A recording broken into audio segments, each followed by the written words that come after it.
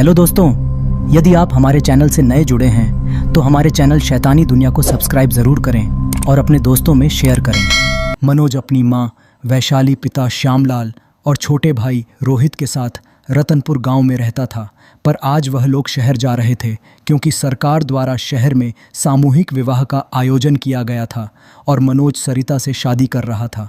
हम लोग यहाँ पहुँच तो गए हैं, लेकिन बैठना कहाँ है? अरे पगली, तुम्हें नहीं बैठना है, बैठना तुम्हारे बेटे और बहू को। हम लोग तो कहीं भी साइड में खड़े हो जाएंगे। आप तो मुझे पागल ही समझते हो। मैं उन्हीं के बैठने का पूछ रही थी।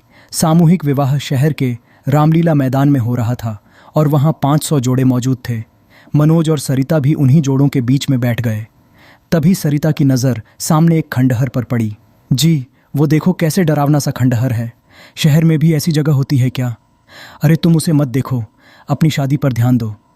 ज़रा ही देर बाद उन सबका विवाह संपन्न हो गया, लेकिन तभी वहाँ एक दुल्हन उठकर चिल्लाने लगी और बुरी तरह से भागने लगी, जैसे कोई उसका पीछा कर रहा हो। उसे देखकर बाकी दुल्हन भी उठकर भागने लगी और इस तरह वहाँ भगदड़ मच गई। अरे मनोज, वह कहाँ है? उसका हाथ पकड़े रहना। हाँ हाँ पिताजी, मैं पकड़े हूँ। आप माँ का हाथ पकड़े रहो और फटाफट यहाँ से बाहर निकलो। वो लोग जैसे तैसे उस भगदड़ से बाहर निकले और अपने गांव पहुँचे। लेकिन जब घर पहुंचकर मनोज ने सरिता का घूंघट उठाया तो वो सरिता नहीं कोई और थी।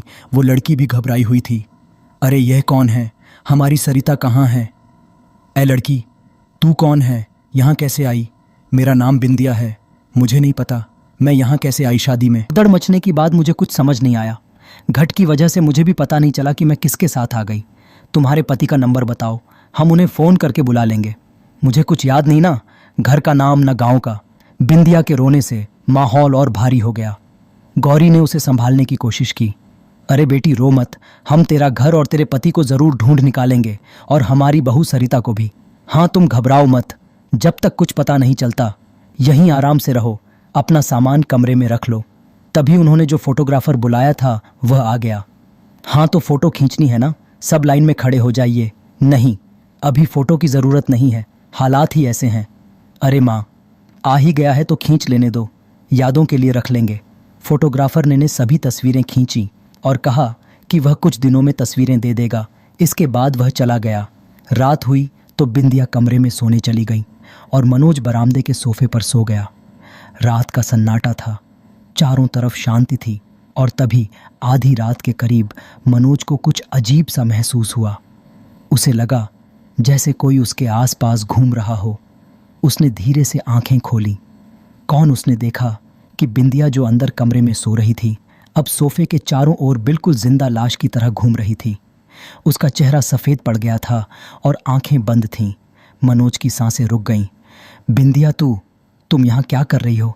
बिंदिया, कुछ तो बोलो। बिंदिया ने कुछ नहीं कहा। वह घूमती रही मानो किसी अदृश्य ताकत के प्रभाव में हो। मनोज ने पूरी हिम्मत जुटाकर उसका हाथ पकड़ा और ज़ोर से हिलाया। अचानक बिंदिया चौंक कर झाँक गई। क्या हुआ? तुम सोफे के चारों तरफ क्यों घूम रही थी? क्या हो रहा है? ओह, मैं माफ़ी चाहूँगी, मुझे ना नींद में चलने की बीमारी है। ओह, तो यह बात है। ठीक है ठीक है, अब सो जाओ, मैं दरवाज़ा बाहर से बंद कर दूंगा ताकि फिर से ऐसा ना हो। मनोज ने बिंदिया को कमरे में वापस भेजा और दरवाज़ा बाहर से बंद कर दिया। सुबह मनोज की आंख खुली तो उसने देखा बिंदिया रसोई में नाश्ता बना रही है। अरे वाह, तुम नाश्ता बना रही हो? हाँ, सोचा कि कुछ मदद कर दूं। वाह, ये लड़की तो बहुत सुघड़ निकली। देखो, बिना कहे ही काम संभाल लिया। हाँ, हमारी बहू होती तो भी ऐसा ही करती। मनोज मुस्कुरा रहा था, लेकिन अचानक उसे याद आया कि उसने रात में कमरे का दरवाज़ा बाहर से बंद कर दिया था। उसने फ़ौरन अपनी माँ से पूछा, माँ, आपने बिंदिया के कमरे का दरवाज़ा खोला? क्या नहीं, हम तो अभी अभी उठकर आए हैं। तो फिर यह बाहर कैसे आई? मनोज रसोई में गया और बिंदिया से सीधे पूछा, तुम बाहर कैसे आई? रात में मैंने दरवाज़ा बाहर से बंद किया था ना। अभी कुछ देर पहले ही तो आपने आकर दरवाज़ा खोला था ना, पर मैं तो सो रहा था। अभी अभी उठा हूँ, नींद में थी, आप भूल गए होंगे। यह सुनकर मनोज असमंजस में पड़ गया। नाश्ता करने के बाद मनोज पुलिस स्टेशन जाने की तैयारी करने लगा। बिंदिया, तुम भी साथ चलो। ठीक है, मैं तैयार हूँ। जैसे ही वे दोनों घर से बाहर निकले, सामने एक कुत्ता खड़ा था। ही वो ज़ोर ज़ोर से भागने लगा। अरे ये क्यों भौंक रहा है? चल भाग यहाँ से। लेकिन कुत्ता भागा नहीं, उल्टा वह जोर जोर से रोने लगा। यह देखकर मनोज को और भी अजीब लगा। यह क्या हो रहा है? पहले यह भौंका और अब रोने लगा। अजीब बात है। मनोज और बिंदिया किसी तरह पुलिस स्टेशन पहुंचे और एफआईआर दर्ज कराई। घर लौटने के बाद गौरी से बोली, बेटा अब सब कुछ भगवान पर छोड़ दो, पूजा कर लो, मन शांत हो जाएगा। मैं पूजा नहीं करती, इसकी ज़रूरत नहीं है। गौरी को बिंदिया का यह जवाब अजीब लगा। ये लड़की इतनी बेफिक्र क्यों है, जैसे इसे अपने घर जाने की कोई चिंता ही नहीं है।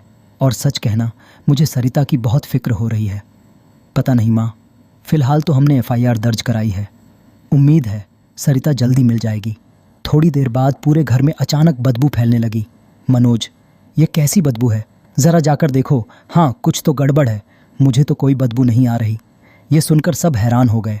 मनोज ने बदबू का स्रोत ढूंढने की कोशिश की, लेकिन कुछ नहीं मिला। उस रात कुछ और भी अजीब हुआ। बिंदिया अचानक गायब हो गई। मनोज, बिंदिया कहीं नहीं है। उठो, ढूंढो उसे। क्या वह कमरे में नहीं है? मैं उससे कुछ पूछने आई थी, पर वह गायब है। सब उसे ढूंढने लगे और ज़रा देर बाद अचानक रोने की आवाज़ सुनाई दी।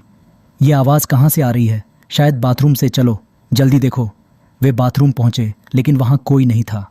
मनोज ने बाकी जगह भी देखा और तभी सबने देखा कि बिंदिया अपने बिस्तर पर सो रही थी, जैसे कुछ हुआ ही ना हो। ये यहाँ कब आई? हम इसे ढूंढ रहे थे और ये आराम से यही सो रही है। मुझे कुछ समझ में नहीं आ रहा, ये सब क्या हो रहा है। एक तो ये बदबू दिमाग खराब कर रही है। चलो चलकर सोते हैं।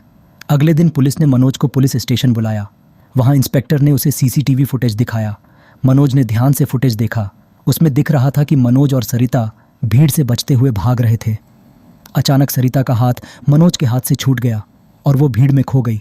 लेकिन जो सबसे डरावनी बात थी वो यह कि सरिता का बैग अपने आप चलते हुए दिख रहा था। ये क्या है? बैग अपने आप कैसे चल सकता है?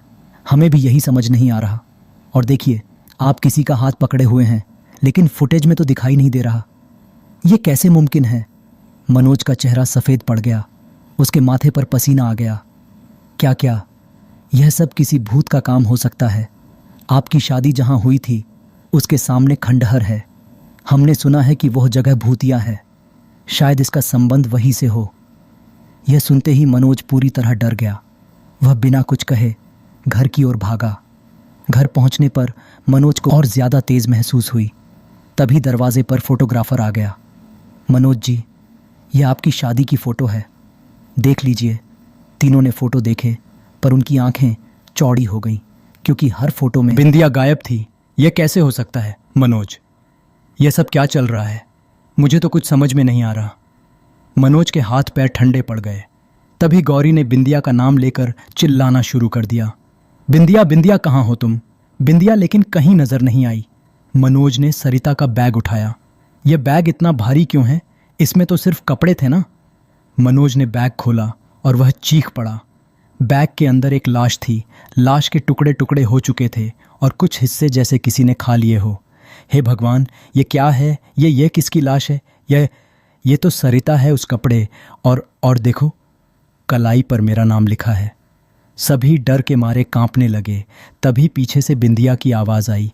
सबने पीछे मुड़कर देखा। बिंदिया वहाँ खड़ी थी, लेकिन अब वह एक भूतिया दुल्हन के रूप में थी। उसकी आंखें खून की तरह लाल थीं और होठों पर डरावनी मुस्कान थी। तुम सब मेरे शिकार हो।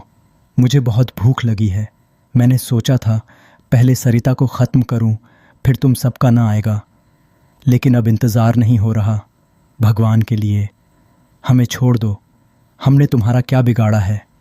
गौरी, श्यामलाल और मनोज ने भागने की कोशिश की, लेकिन सारे दरवाजे अपने आप बंद हो गए।